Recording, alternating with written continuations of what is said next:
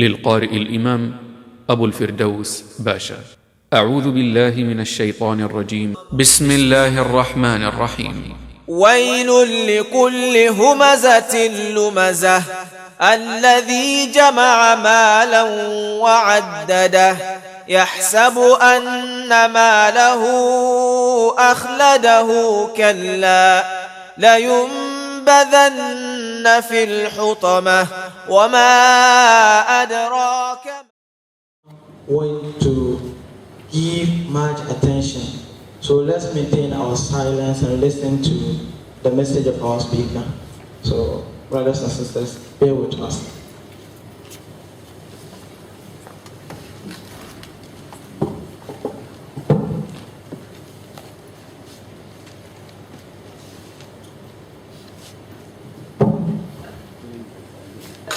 الحمد لله رب العالمين والصلاة والسلام على أشرف الأنبياء والمرسلين نبينا محمد وعلى آله وصحبه وسلم تسليما كثيرا إلى يوم الدين. أما بعد، أيها المؤمنون، السلام عليكم ورحمة الله تعالى وبركاته. عليكم السلام ورحمة الله وبركاته. The issue we want to treat after the permission of our noble chairman concerns extremism, terrorism, and all that. Sometimes, as a Muslim, I wonder whether a Muslim should be one of the tools to be used to set an example or establish some differences between how mankind will be safe and secure. Let's go back to a little history about a human being. Then we understand how come the establishment of connection between violence, between terrorism, between all these kind of practices to Islam. Almighty Allah subhanahu wa ta'ala says, وَإِذْ قَالَ رَبُّكَ لِلْمَلَائِكَةِ إِنِّي جَاعِلٌ فِي الْأَرْضِ خَلِيفَةً قَالُوا أَتَجْعَلُ فِيهَا مَنْ يُفْسِدُ فِيهَا وَيَسْفِكُ الدِّمَاءَ وَنَحْنُ نُسَبِّحُ بِحَمْدِكَ وَنُقَدِّسُ لَكَ قَالَ إِنِّي أَعْلَمُ مَا لَا تَعْلَمُونَ. Almighty Allah subhanahu wa ta'ala, out of His love for human being, in His knowledge, He wanted to establish a creature so that other creatures that were existing at that time will understand the capability and the strength and powers Almighty Allah has. So He gave the Malaikas an information that they do not know. The lesson we get out of this is that sometimes in our own Islamic practices, when you think that a creature can know the future, a creature can know what is happening tomorrow, and most of the time we are relying on other creatures like jinn, it tells you that Malaikas are even much stronger. Malaikas are even much capable. But Allah, in His knowledge, has informations that they are not even aware of. So Almighty Allah subhanahu wa ta'ala informing the Malaikas His intention of creating human beings. For the deep knowledge Allah has given them, they are able to discover the troubles that will become of the earth if such creatures are created. I want you to give me your attention to see what I want to relate to this particular story that we are deliberating in brief. So Almighty Allah subhanahu wa ta'ala, in informing them that, they said, "Oh Allah, Is it out of doubt? Is it out of fear that we will not stand by our rules, that you are making another creation?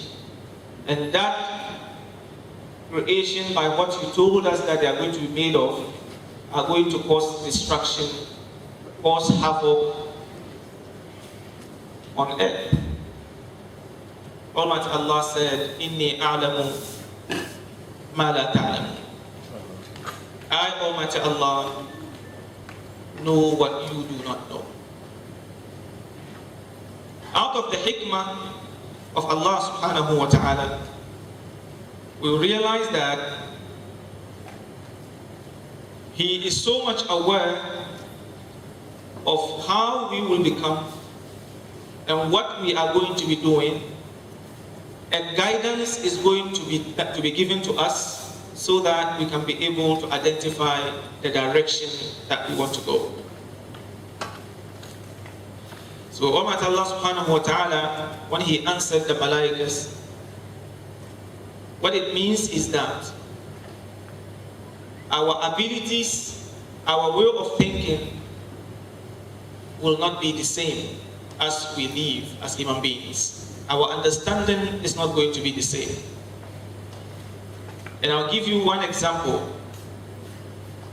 When Nabiullah Adam was created and was given life, Almighty Allah sent Jibreel to him to ask him, or to propose to him, to make a choice out of 3 things. And all the 3 are significant if the life of human being is concerned. Jibreel came and told Nabiullah Adam, Almighty has given you 3 choices. 1, a sound mind. 2, a religion. And 3, moral values. To choose one. Nabiullah Adam reflected and chose sound mind. When he chose sound mind, then Jibreel then told religion and moral values to move away. And the religion and moral values, in a form of spirit, spoke to Jibreel, Inna umirna an nakuna ma'al aql. Almighty Allah gave us an instruction to belong wherever sound mind belongs. What it means is that your choice of direction, your choice of faith, comes from how much your mind is sound. For that matter, as a normal and responsible Muslim, you don't need to be worrying yourself about what you understood when other people fail to understand. And I will not jump the gun. The second related issue is when Almighty Allah then intended to execute the mission.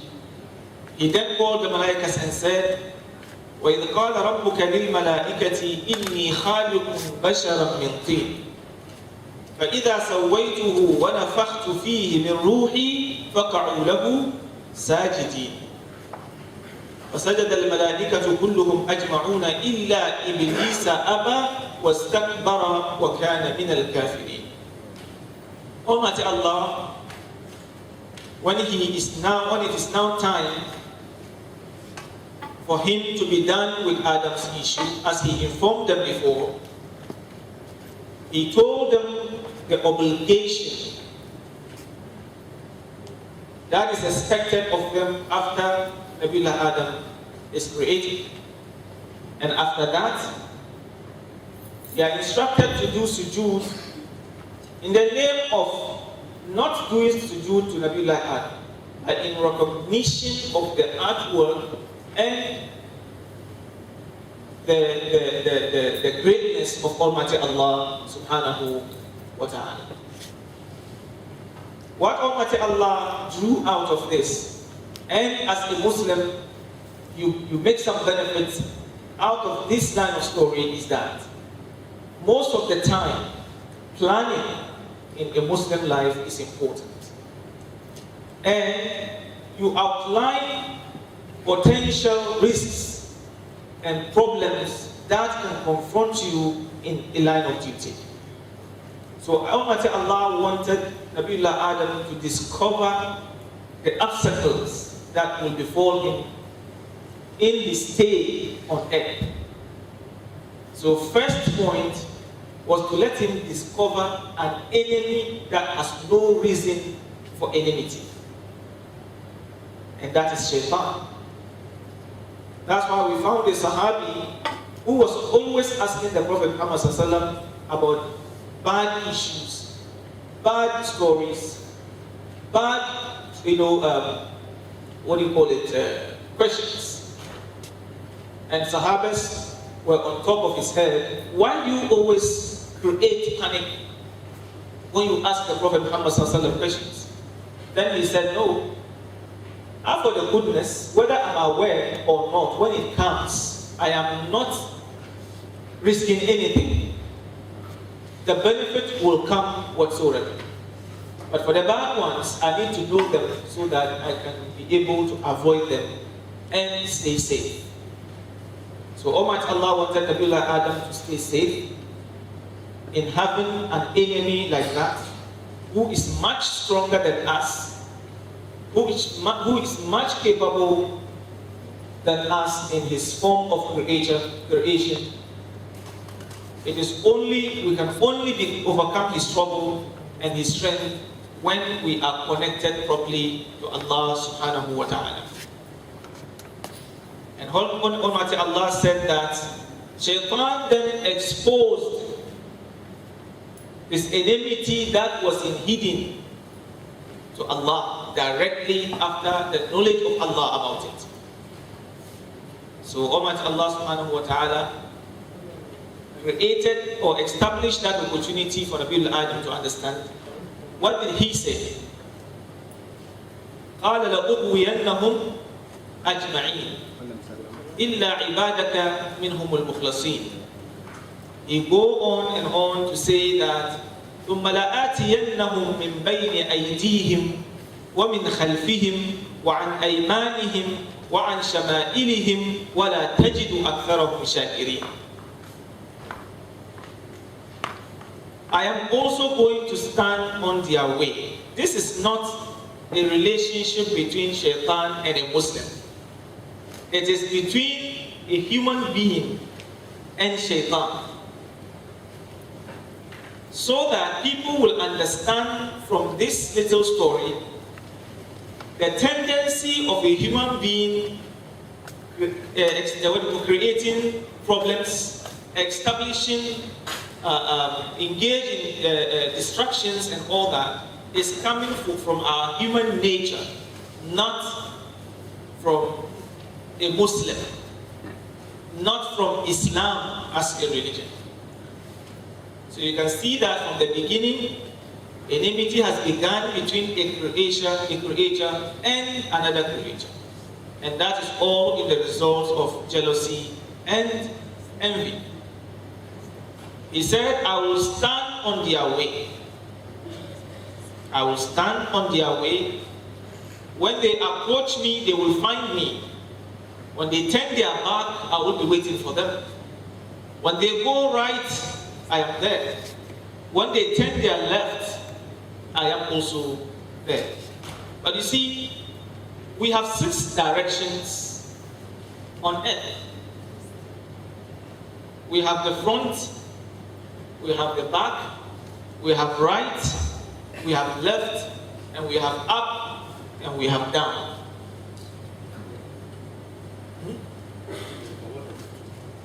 So, Shaitan only mentioned 4.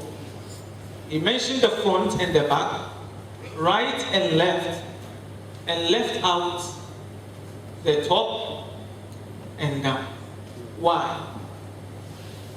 The Iblis was very knowledgeable. He knows Allah and what He is capable of so much. But deliberately He left them, not out of ignorance. You know why?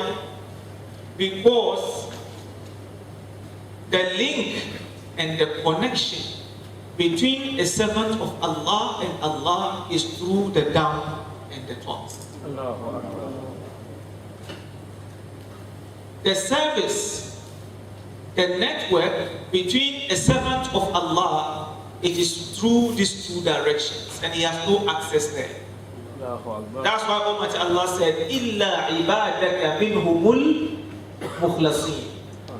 And the Prophet Muhammad said that "Aqrab ma yakunu al-'abdu ila rabbih wa huwa sajid." The most shortest way for a servant of Allah to get connected to his Lord is through sujood.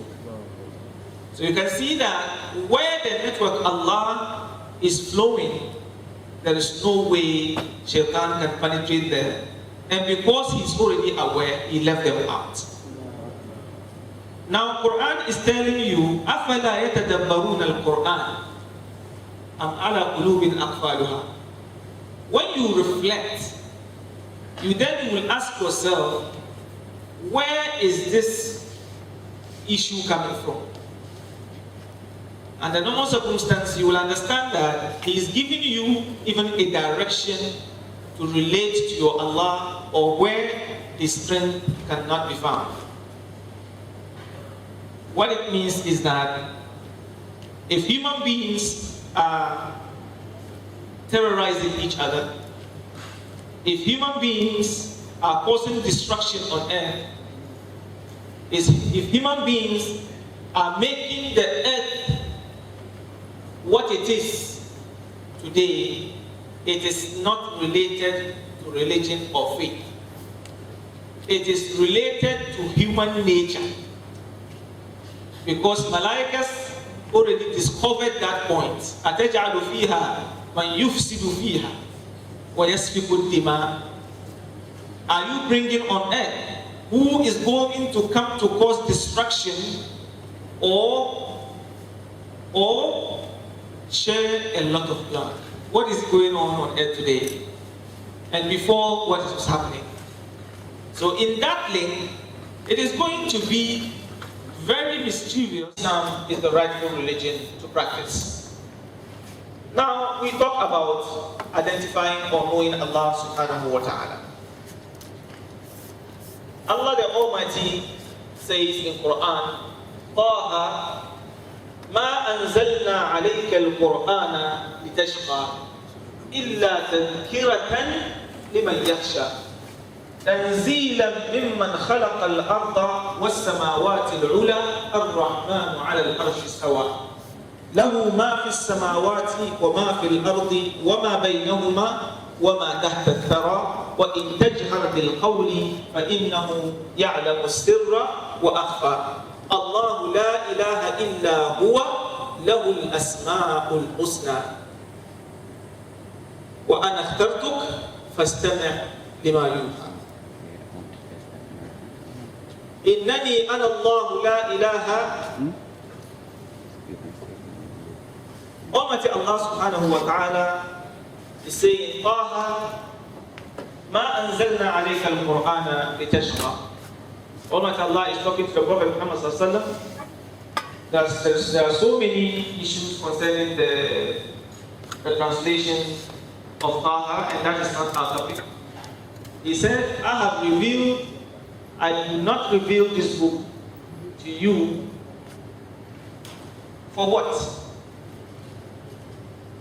For irresponsibility. Tashqa is the maximum level of irresponsibility.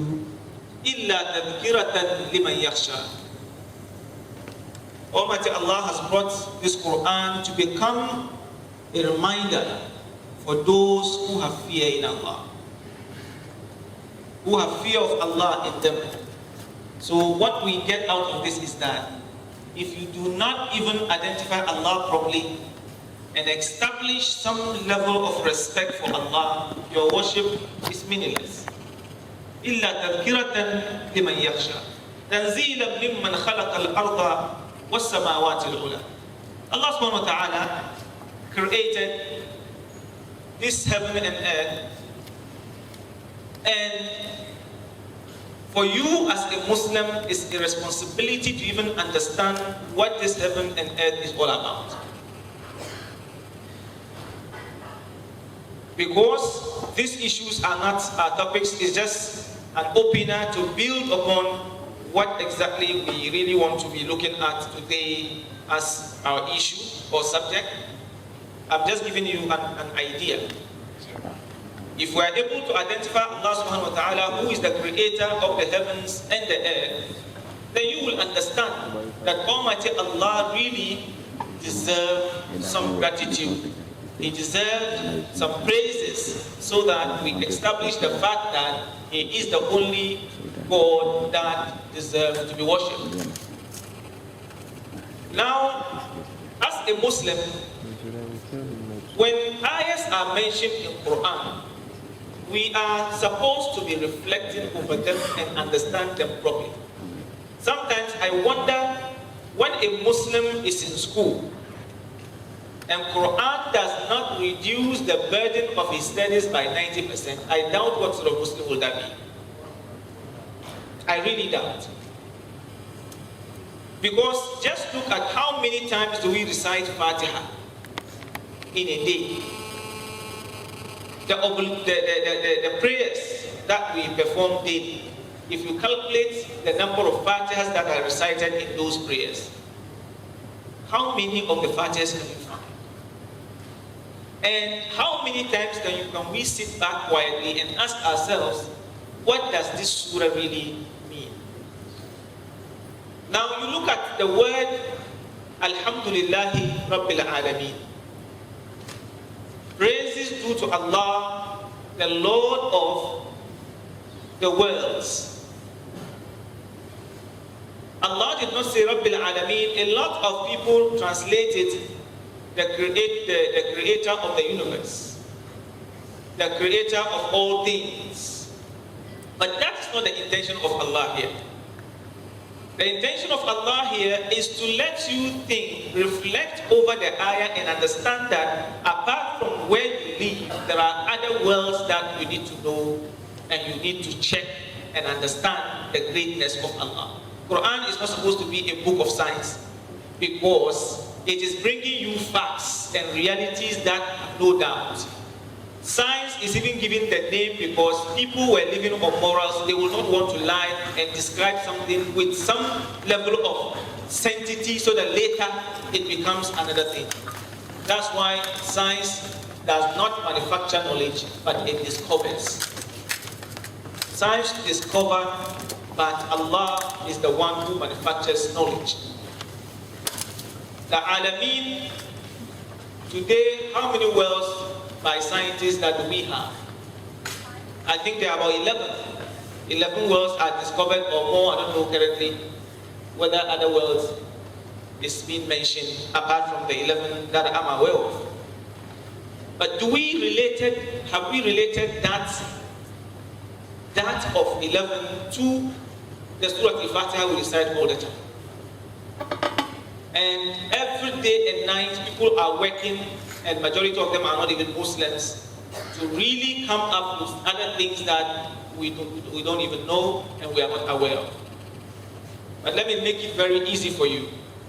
Almighty Allah subhanahu wa ta'ala, when He mentioned the Alameen, in Ijaz al-Quran, the Quranic sciences, ulamas of Islam in those days discovered that Almighty Allah, to the best of their knowledge, Almighty Allah created 14,000 universes. 14,000 universes. Each universe is divided into 4 zones. Each of the zones has 3.5 million planets. We are now belonging to one of the universes, and then one of the zones out of the 3.5 million. And it is all translated in Rabbil Alameen. Now you are waiting for someone somewhere you don't even know to tell you what he has discovered again and you agree with all the proofs, you agree with all the stories, and you have Quran at your disposal, and you don't even care what it is about. So, in knowing these things, it strengthens your faith, and it makes you much stronger Muslim than when you are just a Muslim. So discovery of Allah and understanding the knowledge of knowing Allah is very important. I hope Almighty Allah will guide us with wisdom so that we can be able to understand Allah much better. We will not stay there. We will go to what I call Islam. When we are asked what is Islam, Islam is not definition. It is not something that you can just define and be sitting down. To submit entirely to do the will of Allah. No, but Islam is a way of life. And that way of life, it is making the world a very conducive environment for you and other people. So, as a Muslim, you need to even know Islam. Now, Islam is known to have a logo of peace. Islam is known to be a humble religion, a compromising religion. Islam is known to be what?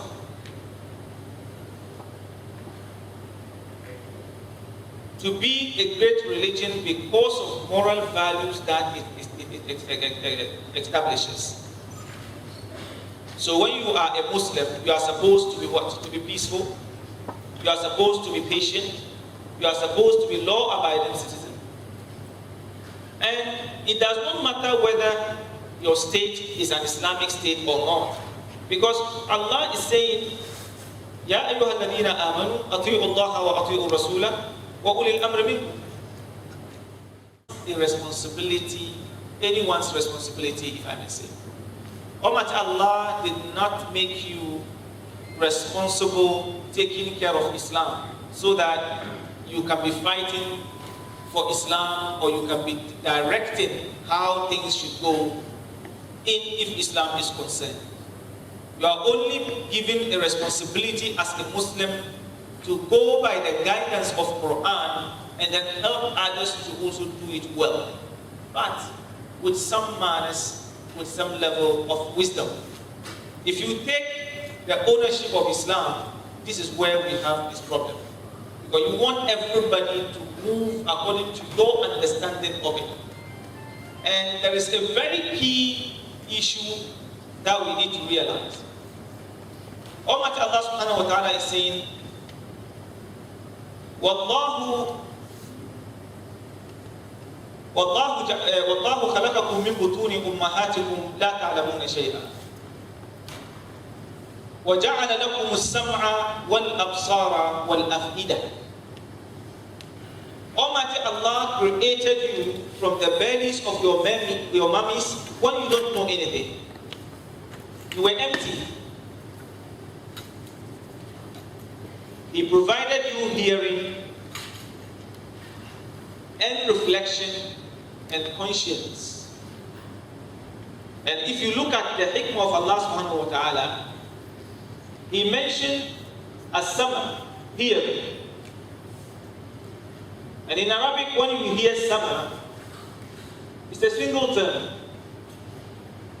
Al-absara is plural. The source of getting knowledge is through, the first source is through hearing. So when you have the source of seeking knowledge, that is how you can be able to know the structures of life and how to go by them. And it is through that you can be able to understand where you are coming from and where you are going. So Allah is indicating that He created you empty, but He gave you some tools to be able to have the source, a direction or a way to develop, a way to be a better person, or a way to a good life. Then He gave you hearing. Now, if you want to understand the hikmah of Quran, when Allah says something, as we are here, the organizers have been here for so long before the gathering. So at least there are so many things that happen before our coming that they might be aware than us. And then we then also came. As first person comes, he will know something about the place than the one that will come later. If someone comes today and knocks this door, all of us will hear the knock. Equally, we will know that someone is knocking. But you see, to understand the purpose of the knocking is also another matter. Some will think that it's a permission to enter. Some will think that they are drawing attention of the organizer for some information and all that. But Allah has also mentioned absara, reflection. It is not vision. Most of the time we translate it as vision. It's not vision, it is reflection. It is through the reflection of the knowledge that you will get determines how better you can be in your life. Of the day when exams is taken, one will get first class A, one will get B, one will get C. It is the level of our reflection that differ. How deep you reflect in Allah is how much you will get to know Him. How deep you reflect in Quran is how much you will understand it. Now let me tell you the confusion that we have between our world environments. So Muslims have also taken 2 out of the 3 that is provided. Islam was only great at a time when people are emphasizing to use all the 3 facilities that Allah has given us. If you look at the Western, they have taken the summer and they have taken the absar. When they see a white man sees something that really triggers his attention, he will make sure he understands what is that, whatever risk that he might go through. That's why they are using the knowledge that Allah has given a human being much better than we are using it. That's why the world is working so well with them in the normal circumstance than it works for us. Meanwhile, it shouldn't have been so. A Muslim have taken the hearing and jumped to hold onto conscience, leaving the absara, leaving the reflection, so that his own story is being told by someone to him. Because a Muslim take the hearing and then hold on to conscience. The Western people, they took the hearing and the reflection and left the conscience out. The benefit of the hearing is to seek knowledge.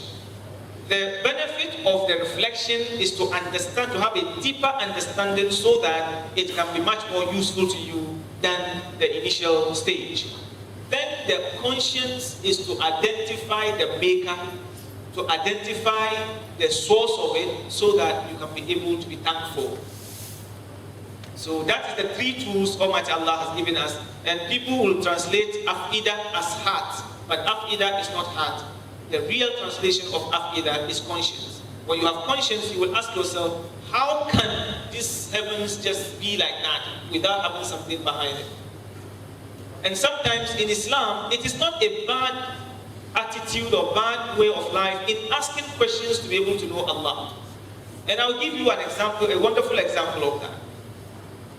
Nabiullah Musa, when Almighty Allah, he asked Almighty Allah of a powerful name to guide himself, Allah has given him Ayat al-Kursi. Ayat al-Kursi, when he recited it, he said, all the content of the ayah is understandable, it's okay. But the fact that Allah does not doze off, not talking of sleeping, is really a confusion. Because he has been privileged to move around and see the level of the huge creatures that Almighty Allah has put in place. So, and there is nothing like stress. Allah, you see, it is so wonderful that when you are realistic and when you are real, you hardly get angry. As a good Muslim, a practicing Muslim, if someone comes across you and asks you, oh, are you a Muslim? You said yes. but do you know how to recite Fatiha? The next thing you will do is to laugh about it, because you really know to recite it. But if you don't observe your prayers very well, and you hardly even go to Quran in anything, and you know you can recite it, and the next text is that, okay, can you let me hear it? You'll be angry. You just be fighting. Are you crazy? My great-great-great-grandfather is a Muslim, and then all that are Muslims, you know, and all that. Even some full-fledged embrace Islam through my grandfather. And you're asking me that, how I can recite Fatiha or not. You will just be annoyed. But because you know it, you will smile over it, and you will even be eager to let the person give you the opportunity to recite it for him. So Allah being so powerful and being real, he never get offended by any of his servants trying to know him better. So what happens is that Almighty Allah, when Nabi Musa asked him, is it really true that he never experienced stress, doze off or sleeps more, at least if not even as much as we do? Almighty Allah said no. And I will set you an example for the reason why, the most reason why Allah cannot sleep or doze. Then Almighty Allah brought in Malaikas to come and strengthen his heart, purify him, clear him from all stress that can cause him any sleeping or something. And they brought him two glass bottles, to hold as they engage him in conversation to help him out. Then Nabi Musa, first day he was okay, second day, the third day he started getting tired. Those in Almighty Allah will ask him, Ya Musa, so soon? He said, Allah, you know, we are managing, but there is more hope. He was not able to end the third day. He slept off, and the right glass knocked the left one, and it broke. Then Allah called him and said, you see, Ya Musa, just for this little test, look at the destruction that caused your glasses, your two glasses.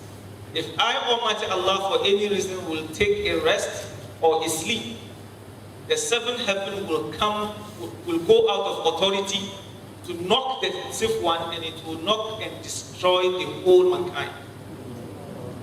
So all the structures that you see is being taken care of every second, every minute.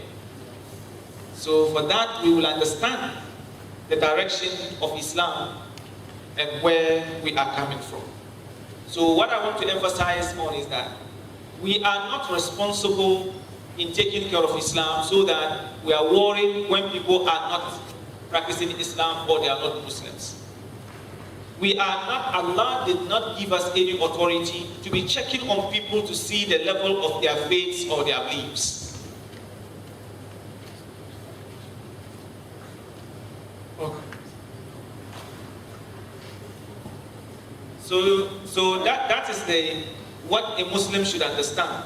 You are only responsible for your own actions and the application of wisdom in trying to correct other people to do what you believe in. And it has to be done not by your views or ideas, but with factual reasons that is provided by Islam. My brothers and sisters, in that we understand that in any way, there is no way destruction, there is no way radicalism, there is no way extremism, there is no way terrorism can be associated with Islam in any way. There is no way we can tag ourselves or allow people to tag us with that bad form of character. Islam is for peace, Islam is for development, Islam is for progress, and Islam is forward going, not backwardness. Our time is not on our side, as I said earlier, so I would want to see the role of a Muslim student in how to make sure that these activities are reduced. The only way is to deepen our knowledge in understanding Islam very well, and also understanding the direction, our own direction, so well. And represent Islam by action. Let us live Islam. Let us breathe Islam, and let us make Islam our way of life, so that people will see us and then will have the interest to understand our religion, because they want to do things as we are doing. And Islam is not only how much you go to mosque, it's not how much you recite Quran, it's not how much you do religious practices, but it is so much of how you live and how you relate to one another, because peace is the only tool that can guarantee you that. And if you lack knowledge, if you lack understanding Islam, if you lack discovering your direction, I think we will have so many problems. So inshallah, I will not take you so much. I will end up by saying that Almighty Allah is also encouraging our coexistence. We can live with Muslims, we can live with other religions, we can live with other beliefs without any problem. Quran is saying that لا ينهاكم الله عن الذين لم يقاتلوكم في الدين ولم يخرجوكم من دياركم أن تبروهم وتقسطوا إليهم. Almighty Allah is not prohibiting your coexistence or relationship between you and other faiths. It is even a tool to be able to sell Islam and make Islam very high. From your way of life, your way of doing things. We can coexist, we can live together, we can trade together, we can eat together, provided what we are eating is not prohibited by Islam. And we also need to play justice, so that they will even prefer to apply our justice system than what is being provided by human beings. وصلى الله على نبينا محمد وعلى آله وصحبه أجمعين. السلام عليكم ورحمة الله. He would have been my in-law by now. Now our question and answer session. Because of the time factor, we will take few questions. So I believe 3 from our ladies and maybe 4 from the gents. But before then, there are some written questions with me which I would like to go with it first. Imam, someone is asking that you made mention that when Allah subhanahu wa ta'ala created Adam, he commanded the angels to prostrate to Adam. And the commandment was directed explicitly to the angels, whilst Iblis was not an angel. So why is he blamable for not prostrating? That is the leading question. Then I will come to the audience and take first 4 questions. Yeah, the topic is highly secular. So take into consideration that the questions must be highly critical. What the presentation he has made is highly, I may not describe it as a secular presentation. It's more of religious than secular. But these questions that are being bombarded, Muslims everywhere you go, comes from the West. So don't make your questions highly religious. Try and make your questions highly secular. If my memory serves me right, I heard right from the introduction that the word terrorism, it was explained to me a defensive mechanism. So it's like I was getting confused. Does it mean that we have to always portray that wherever we are to defend ourselves, to avoid attack? I don't know if you can actually highlight on that. Thank you. Islam by group act. And this is a situation we find ourselves in school. And especially the boys, we live in forces and more than that. If you try to portray Islam in group act, example, let's say, you being sweeping the room, fetching water, and sometimes sharing food to your room, and who are non-Muslim, and you realize that they want to fool you. So how will you do as a Muslim? Assalamu alaikum wa rahmatullahi wa barakatuh. The first question, one of my brothers is asking that Iblis was not an angel, but why was he blamable for not prostrating for Nabiullah Adam? Let me give you one simple example. It's the provision of our constitution that when a president's convoy, when the president is moving, we should give way, isn't it? Is it part of the constitution to also count the heads of people you have in the convoy to give them the way, or just because they are attached to the president's convoy, they are also supposed to be given way? Where is the gentleman?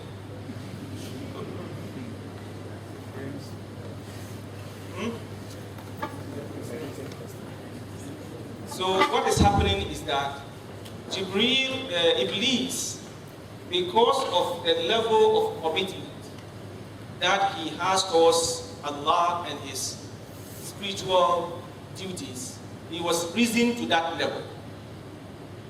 So he was whining and dining with the angels, but how much Allah has a purpose for it. Just like angels, the jinn were not supposed to be having access to Jannah and all that, but Allah has strengthened him to that because of the level he got into. So apparently when an order is coming in covering the angels, he is also supposed to be part of that. And because it is also a design program by Allah to discover the potential enemy that Nabiullah Adam will have, that situation should be practically realized so that the intentions of Allah will be clear to us. I think that is the most reason why he was blamable for it. And that's why Allah was also asking him why he did not do it. I think if I'm clear. If he's around and he's having any other communication, we can address him. Speaker, thank you for your wonderful presentation. I stand to be corrected anyway. During your presentation, you said Muslims or Islam is when we treat others well. And this issue is with our system. Islam would like us to dress the Islamic way. But there are other sisters who, because of their ethnic background, their environment and other nurturing issues, they have problems with the way Islam tells us to dress. And there are other sisters of us who do the dressing perfectly, alhamdulillah. But the problem is they tend to underestimate our fellow sisters who are unable to dress the way they are able to dress. And this sometimes leads to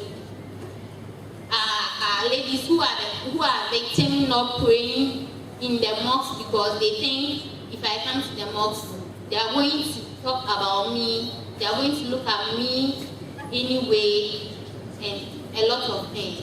So in your presentation, as you said, Islam is when we treat others well or when we make others comfortable.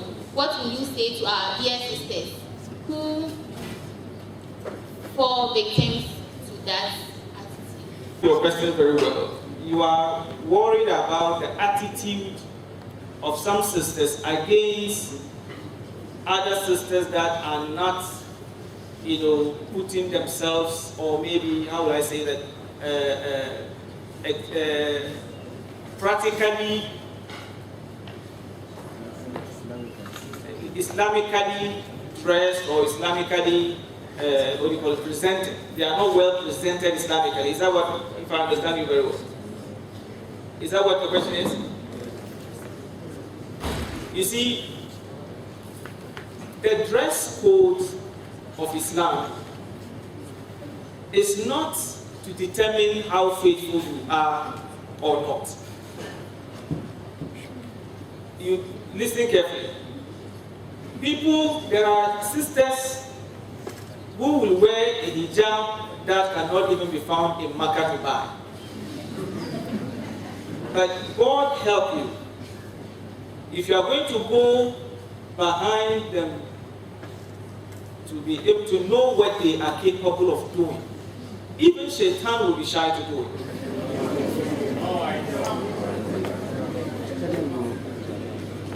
So you see, it is very important that we should not take that time in blackmailing Islam instead of portraying Islam.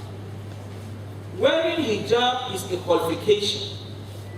Before you wear hijab, you have to make sure that you are fully connected and covered by the principles of Islam in all kinds of sides.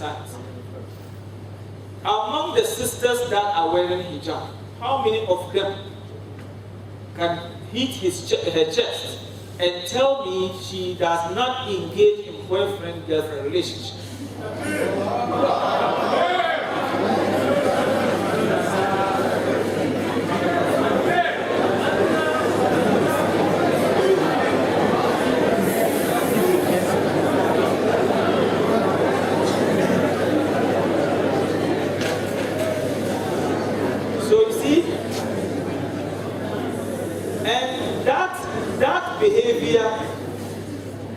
That behavior does so much bad to Islam than good. Because when you are wearing hijab, when people see you and they have some level of expectation, they want to see you at a certain level of morals and manners. When you shortfall, you then will spoil the integrity of the rightful ones that are wearing it. So it is not even a dress for everyone. Some are not wearing it because she knows she's not clean. And she does not want to blackmail the correct people who are wearing it. Some are not doing it because they don't even have basis. They can't defend it, they don't even know what they are doing. It is even the Islam that they don't even have at heart. So, I'll set you one example. The former Mufti General of Saudi Arabia one time had a visitor from Pakistan whose beard is taller than me, is longer than I am. So imagine if you see someone, Islamically is encouraged for a man to leave his beard and all that. If you see somebody like that in the Arab world and then his jalabia short, then that means this is just saying now Abakar Jr. You understand? He came to Sheikh Gumbaz and was seeking for some assistance to go and do some charity in Pakistan. The way he was seen, he was being respected and kept well and whatever. At the end of the day, Sheikh has given approval. They should give him $20,000 to go and do that program he brought. When he left with the check, Sheikh does not write normal checks. He writes them on paper and then uses, because he was a blind person, he uses his, his ring to stamp it. So when they wrote the 20,000, he added some zeros, making it 200,000. He got to the bank, and that is not the method of Sheikh when he's giving some level of amount. That is not the nature of letters that he writes. They suspected it. When they called Sheikh's office and they informed him, Sheikh said they should give him the money, but they should tell him to come and see him. So they gave him 200,000. He came back to Sheikh and started crying, Wallahi, it's Shaitan. He said, we are not discussing Shaitan. Where is it? What I want you to know is this. I called you back to let you understand the reason why I said they should give you the money. The way you address it and the way you look, it is, that is the dressing or the way of highly responsible people in Islam. So, if I create any doubt that you forged the check. What it means is that anytime they see anyone like that who deserves respect, they will respect you. So I protected the rightful Muslims, the good ones, so that they will not be abused wrongly. And for you, the money that you don't want it, you say, so what you are taking the money for yourself. I thought you are going to do charity. So how can you also come to stand by me and say the money you are not interested?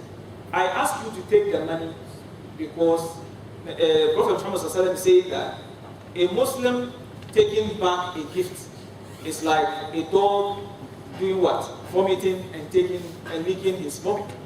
Once I said they should give you, I won't come here to say reduce it or take it or not take it. You take it and go, but never appear in my office any other time in your life. So Sheikh Umar sacrificed $180,000 to protect the integrity of the good Muslims. So you see, don't wear hijab as some form of fashion, as some form of style, or because you want to cover some defection, you make it in faith. You see, don't do it. You have to wear hijab because you are ready to commit to the principles of Islam and then be Islam and breathe it and live it. That is when you do that. I'm not saying that it's a condition. You can be doing it with wholeheartedly against getting better. But how can that also stand a form of mockery for anyone? You are not responsible to judge people's faith and how they do things. If a woman does not wear hijab, but she never will fornicate, she never will steal, she never will do all kinds of things, is she not better than the one that will wear hijab and have 110 boyfriends? These days, when you ask any like our chairman, I want to get a decent woman to marry, what will you find? They tell you that, oh, this girl of this house, she doesn't have any problem at all. It's just that some guy that was in her school, that they were mates, they were together, and later the thing didn't work, and she was in the house, she doesn't go anywhere. Another man came from Spain, and we just saw them for 2 weeks. And later the guy was just misbehaving and she left him. Only also the one that came from that's the good one. That's the good one they are trying to. So before they finished, she had 11 boyfriends already. And she's the best in the community. So what will hijab mean in such a way? And let me tell you the relevance of hijab. A woman is a gold of Allah subhanahu wa ta'ala. That's why they are required to cover. And if you want to know that any man that is in your life that will not care about how you cover, he doesn't love you. You know why? Because believe me, when your husband or whatever, those names that we don't have in Islam, when he truly loves you, compare. If he is able to buy his dream car, will he allow his driver or garden boy to be playing with it around? Will he? Even some managers or directors, all that have their special cars in their house, that one they drive it themselves on weekend. They don't want it, even their children will not touch it. But you see, he will leave his wife in shorts, moving around houseboys and drivers, and he doesn't care who checks her there and who checks her here. Is that value? Is that sort of freedom you people want? Your driver is a human being, as much as you are. The differences is just nothing. The worldly difference is nothing. So if a driver or a garden boy sees a beautiful woman, he knows what it is. So you allow the last grade of your integrity being played with by a driver, by a garden boy, by any person, any drunkard, anywhere. And then you think that that is respect, that is freedom. What it means is that you are endorsing that you are nothing. Valuable things are kept well. Valuable things are protected. Valuable things are respected. Allahu Akbar. MashaAllah. So you see, when you leave yourself, do you know the problems that we have today? You will hear that a young man got married just a week after the marriage. The woman will tell you, I'm not in the mood. What is mood? What is that? How can you be in the mood? The club of shaitans of this world has had access on your tie and your buttocks.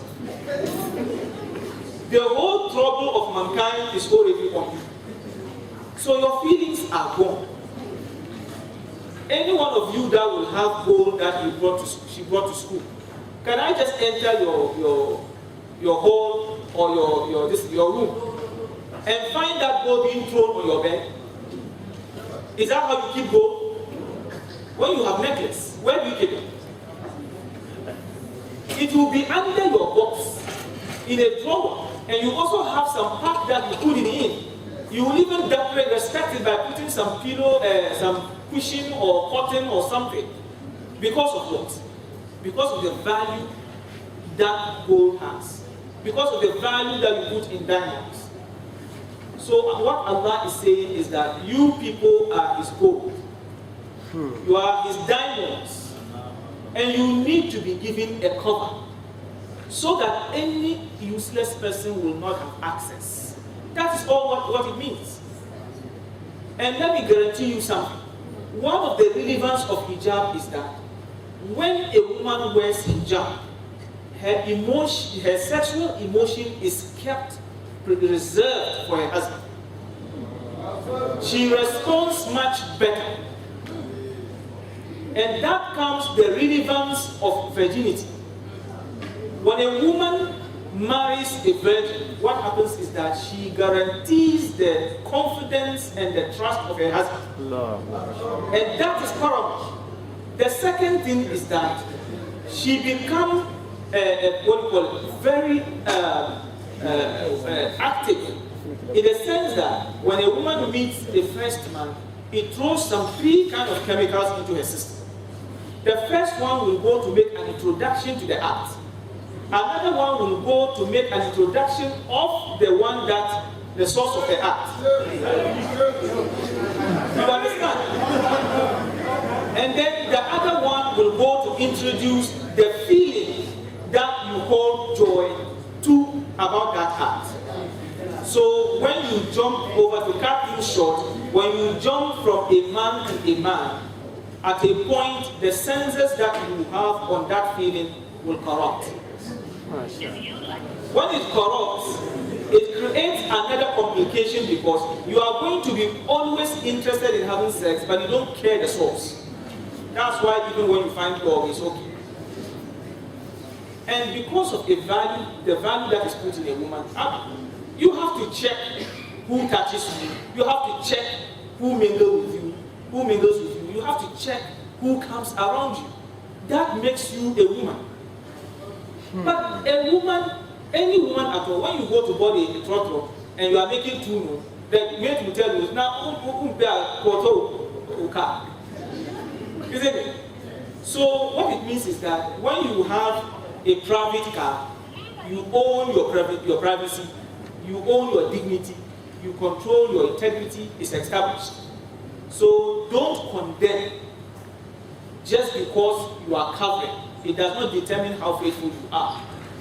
That does not also mean that all the girls that are trying to portray Islam are also not qualified to put it.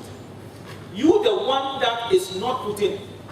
If you are not putting it for the sake of Islam, put it for the sake of your own dignity and integrity. Because at the end of the day, it is about you. And excuses like, I don't want to go, I don't want to come, is not anywhere to be, taken, because it is not the right thing, even for a Christian woman to be exposing herself anyhow, anyway. Let alone, it is against humanity, not even Islam per se. Because in the olden days, they were covered. Before Islam, women were covered. So this one is just an emphasis to sort of show identity, so that people will respect you and will not be calling you CCC everywhere. So I think that I disagree with the idea that any of our sisters that will not be doing the hijab, you advise them. And faith is like, what do you call it, light. You try to share the wisdom, you try to share the understanding together so that she can also try to be better. And I hope that any hijab that we are wearing should be reflecting the level of the faith that we have in the understanding of Islam. My brother is saying, look, the Prophet Muhammad is saying, Man zana sayuzna bihi walau ba'da hin. That whoever deceived a woman by sleeping with her, Almighty Allah will he will be slept with, even if it is some time to come.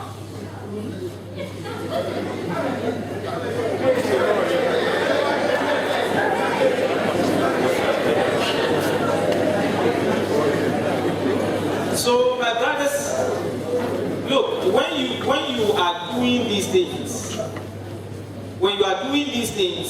just guarantee that you are causing your life a distraction, because it will be done to you before you leave the world. Allah confronted with this matter with a huge anger. Almighty Allah subhanahu wa ta'ala is saying in Hadith al-Qudsi, Inni idha usitu ghadibtu, wa idha ghadibtu la'antu, wa idha la'antu fa inna la'nati tablughu as-sabi' min al-walad.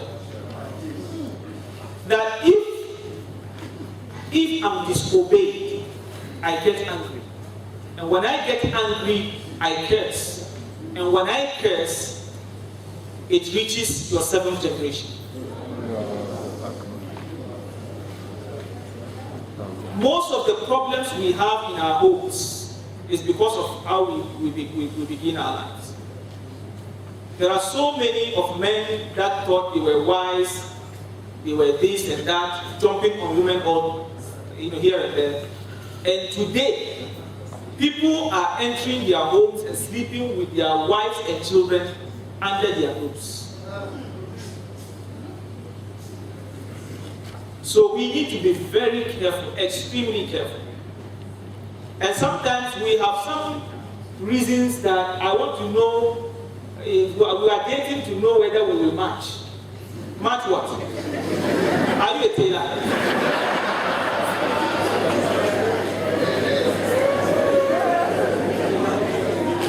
What are you going to match?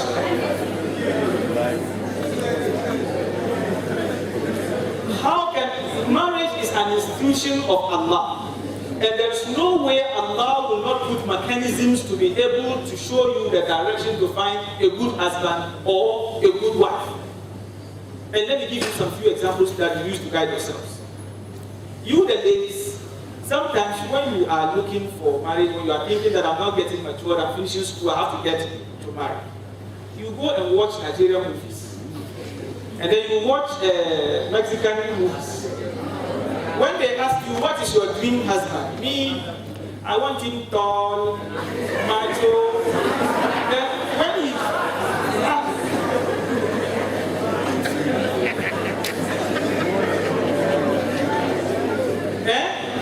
You want tall, macho, outspeaking. What outspeaking? When a man is outspeaking, that means he's a womanizer. So, when he starts to sort of go beyond you with the speaking, then you start getting angry. You need to invest your interest in Allah in establishing that institution. Anything you want to know about a woman, it is in her, within her features. Her face and feet can tell you everything about her. A man's face and his feet can tell a woman what type of man he is. In everything, in attitude, in relationship match, everything. The only problem we have as Muslims is that we don't consult when we are interested in getting married.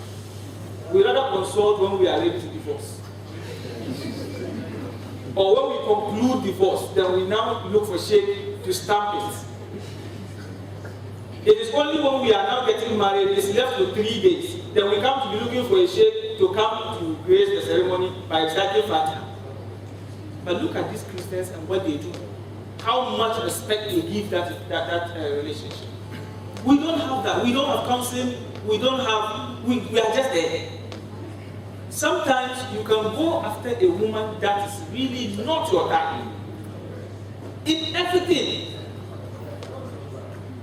So you see, and let me give you one simple example. When you are too jealous and you approach a woman with good intentions, just look at her eyes.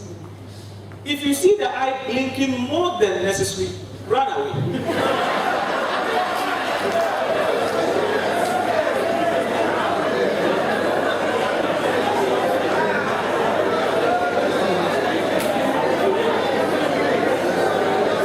But you see, if you are patient, please attention, if you can be patient, no problem. At least you can go on with advices and all that. Maybe it will work. So what I want to establish is that there are signs in the woman's body and the men's body that will tell both of us, both parties, what potentials you have in terms of relationship and all that. There are women who can also talk to take Fatiha out of your head. And there are men who can also do other things. So sometimes that is what balance we can use. But we should be very careful. Dating is not allowed in Islam. It's not recommended. It is not an Islamic act. We have no justification for it. We have no reasons for them. Because Allah has given us the tools to be able to identify whether we are compatible or we are not and all that. Just to emphasize on what my brother clarified to you, to know that it is both sides. Men are also a problem in terms of these issues. The question is, Sheikh made mention of creating a peaceful environment in which we find ourselves. I would like to ask Sheikh, how do we ensure a peaceful environment with our differences in sect?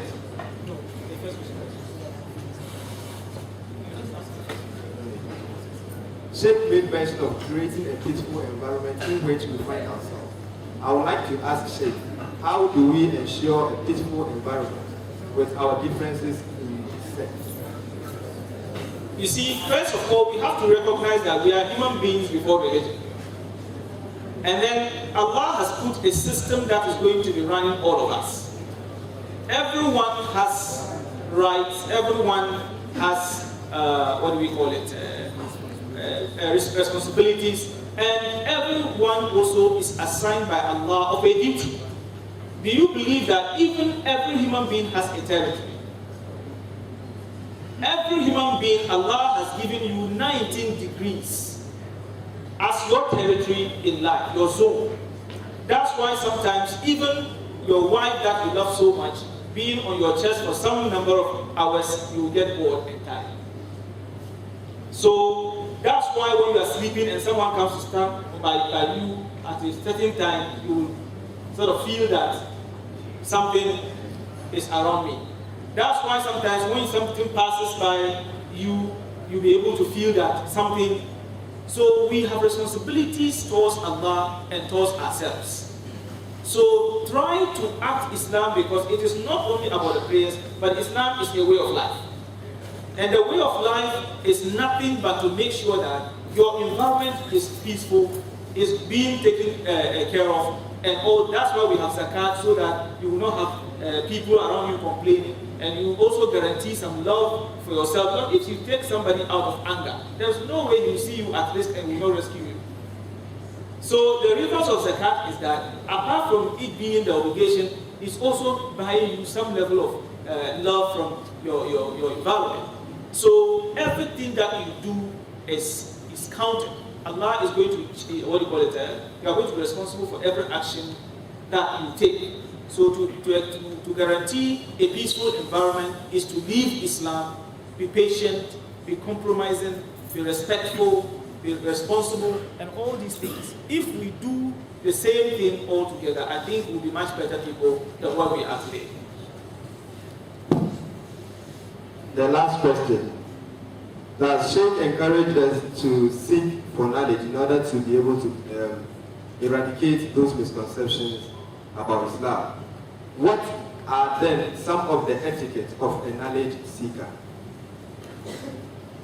You see, first of all, seeking knowledge is not even, to eradicate this misconception or all that is too small for a position of seeking knowledge in Islam. Without knowledge, you cannot even be the Muslim you want to be. Because the confusion that is going to be created in your system, I don't even see how good Muslim you can be. So, first of all, the key to life, the way to life, if Islam is concerned, is seeking knowledge. If knowledge is if you guarantee knowledge, then there's no misconception or whatever people will have about Islam, because you are living on authority. You can defend your faith, you can defend your Islam, you can defend yourself in terms of reasoning to how Islam cannot be this or cannot be that. It is lack of knowledge that is keeping us where we are. And also to deepen our understanding. But seeking knowledge is also something else, and then understanding the knowledge is also something different. Because the understanding is what is going to inform the results of the application of that knowledge. But if you just seek knowledge just for fun, because people are doing it, then I don't think you can even help yourself with that. That's why Quran was brought in Arabic language, but it was not left for Arabs to interpret it the way they wanted. Almighty Allah instructed the Prophet to interpret the Quran, the intentions of Allah to him, so that we can be able to understand the direction we are going and where we are coming from. So I encourage so much that we should seek knowledge, but we should also reflect over the knowledge that we seek. That will give us the better understanding and direction to what we really want to achieve in life. And this Islam, the integrity of Islam will be saved, and we are also going to be saved, inshallah.